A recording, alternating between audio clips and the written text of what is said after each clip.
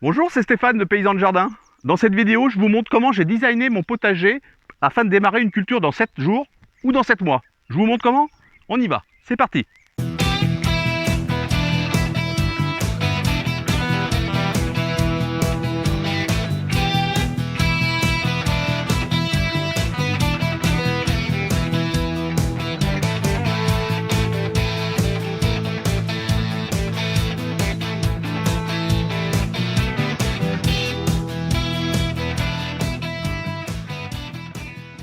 Avant d'implanter un potager ou d'agrandir votre potager existant, je vous conseillerais de passer par 3 étapes. 1. Il faut imaginer, penser à votre solution que vous souhaitez.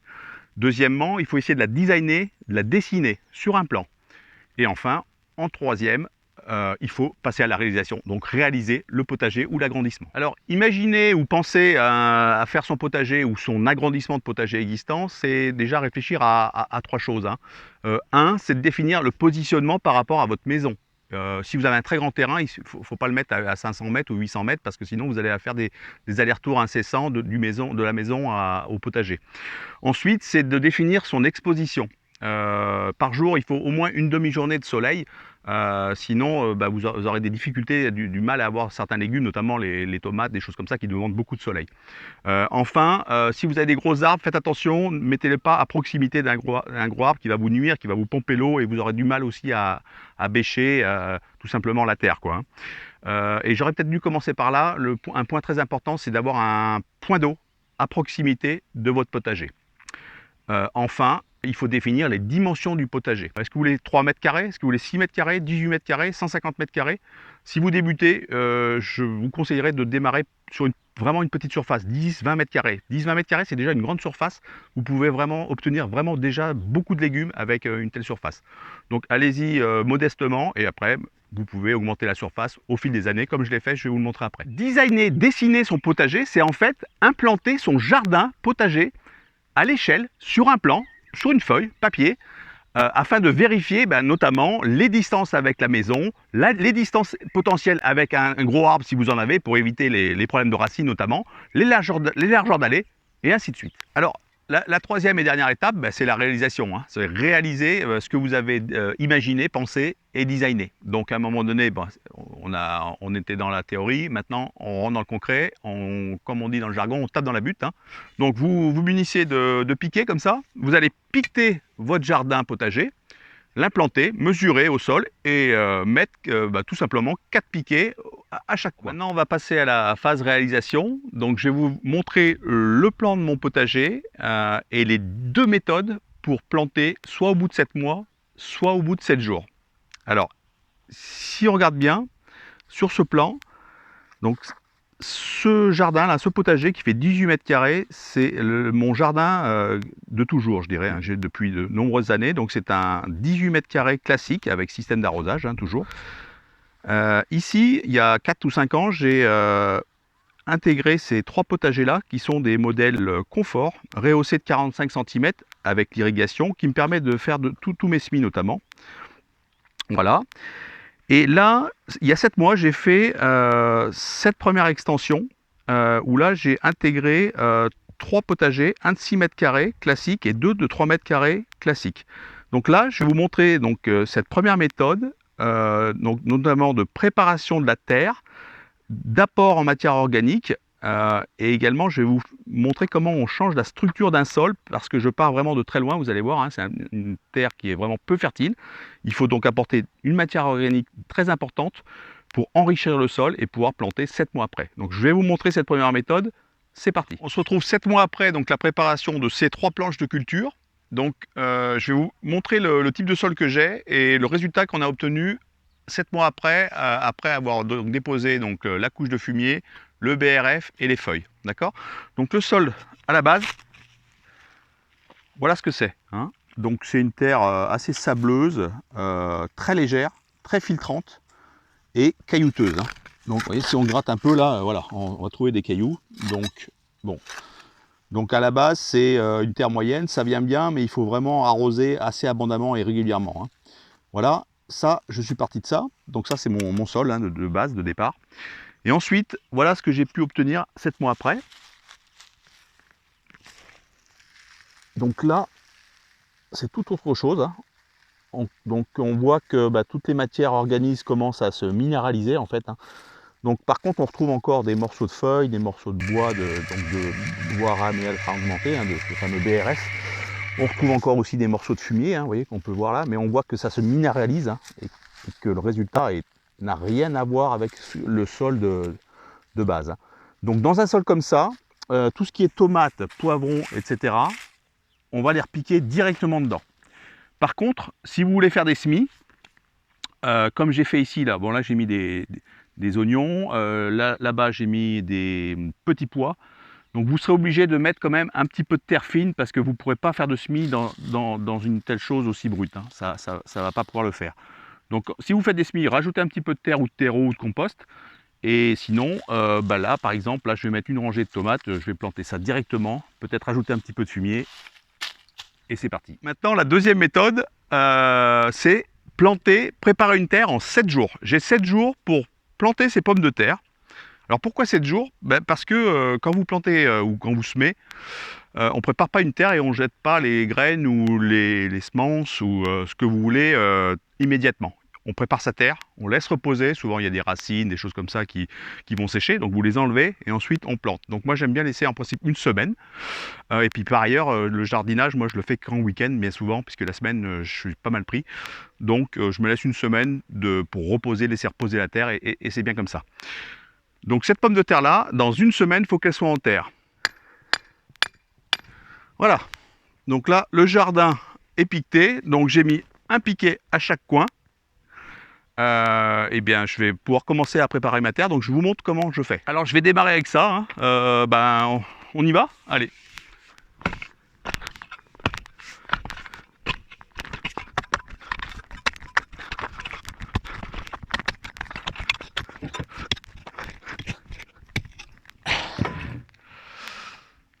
Alors, on y va, mais en fait, on est vite revenu.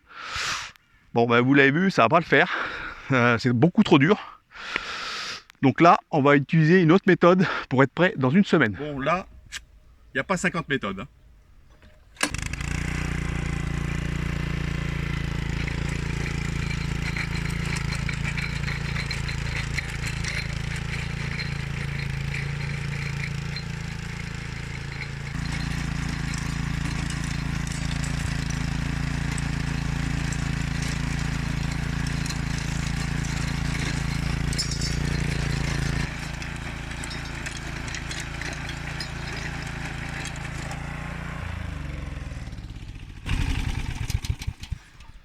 Bon, voilà, le premier coup de motoculteur est passé, hein, ça doit faire une bonne vingtaine de minutes que je suis dessus.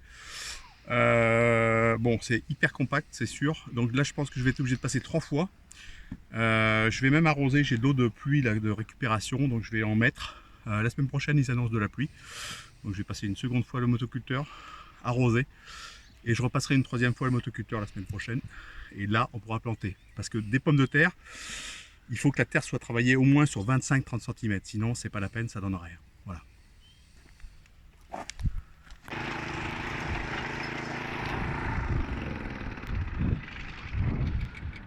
Bon, et ben voilà. Donc il y a une semaine, j'avais démarré le premier passage du motoculteur. Entre temps, j'en ai passé une seconde fois.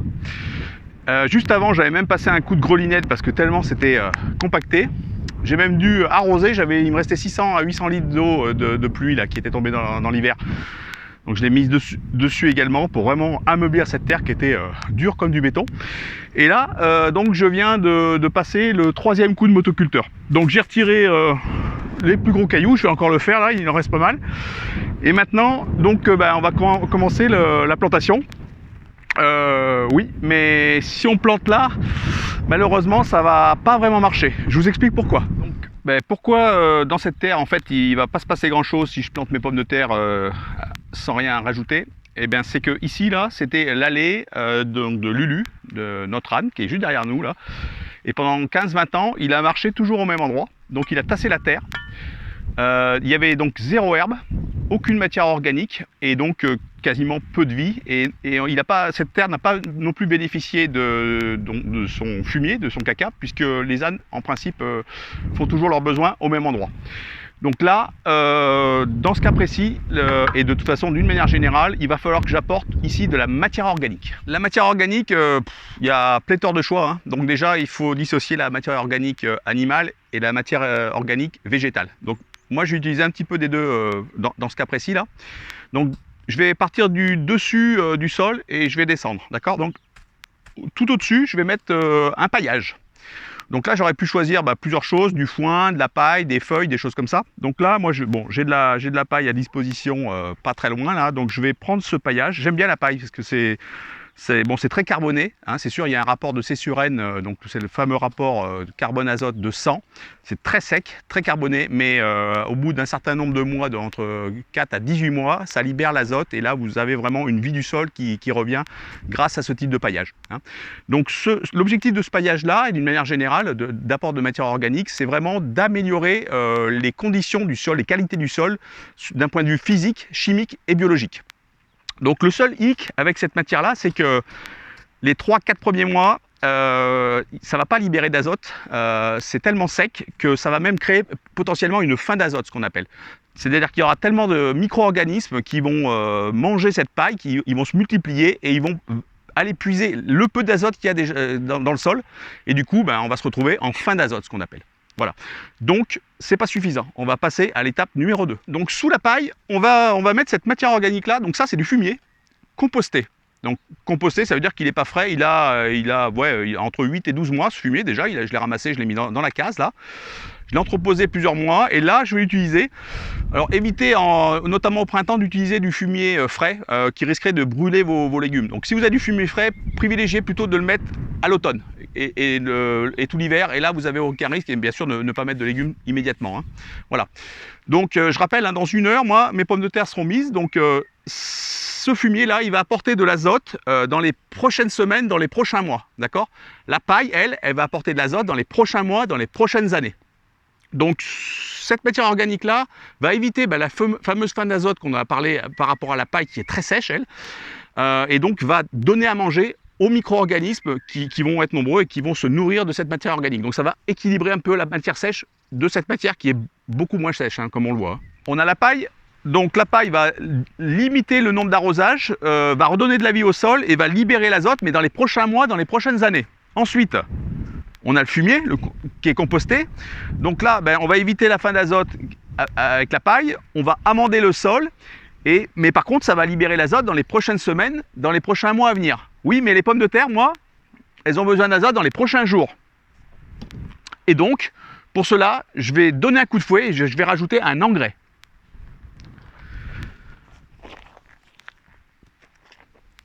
Alors, on distingue plusieurs types d'engrais. Il y a l'engrais minéral chimique et l'engrais organique. L'engrais minéral chimique, lui, il nourrit la plante. L'engrais biologique organique, lui, nourrit le sol. Moi, dans mon type de jardin, j'ai choisi de nourrir le sol, de passer par la vie du sol. Donc, je choisis ce type d'engrais. Et cet engrais-là va libérer l'azote dans les prochains jours, les prochaines semaines. Et mes pommes de terre, c'est ce qu'elles ont besoin. Donc, je fais le choix de cet engrais-là pour vraiment donner un coup de fouet au sol.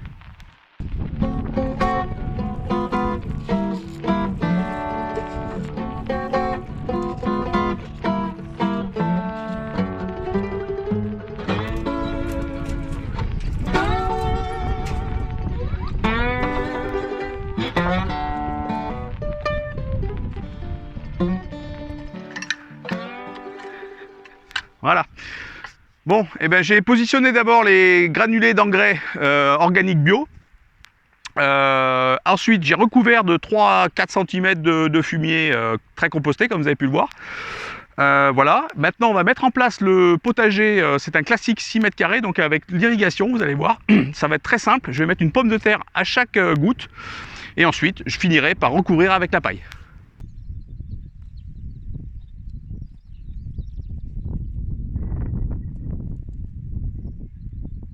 Donc maintenant, je vais tout simplement positionner une pomme de terre sous chaque goutte à goutte, et ce, sous les 4 lignes d'arrosage. Voilà, donc ça va être très simple. Donc je vais mettre ma pomme de terre aux alentours de 10 cm en terre, le germe vers le haut, et ensuite je recouvrirai de paille.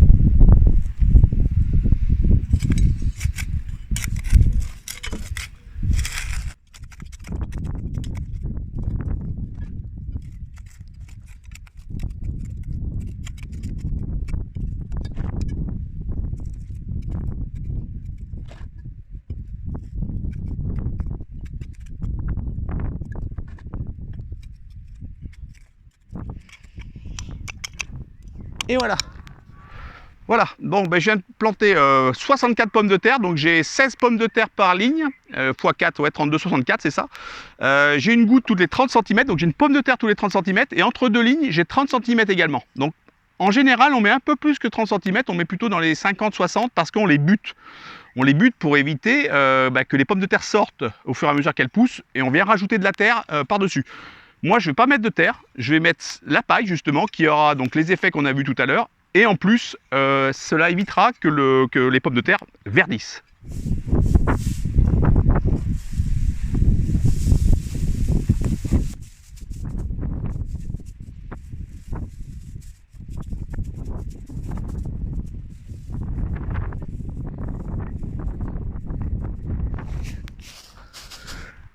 Voilà, mes 64 pieds de pommes de terre, Amandine, en plus un nom qui sonne très bien, sont plantés.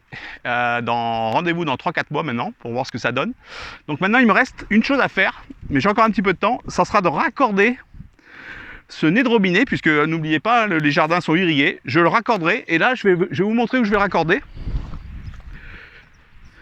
Je vais raccorder tous mes arrosages, tous mes jardins à un programmateur. Donc j'ai 4 zones, donc les 4 zones vont arriver ici, et l'été, à partir même de la fin du printemps, tout l'arrosage se fera de façon automatique.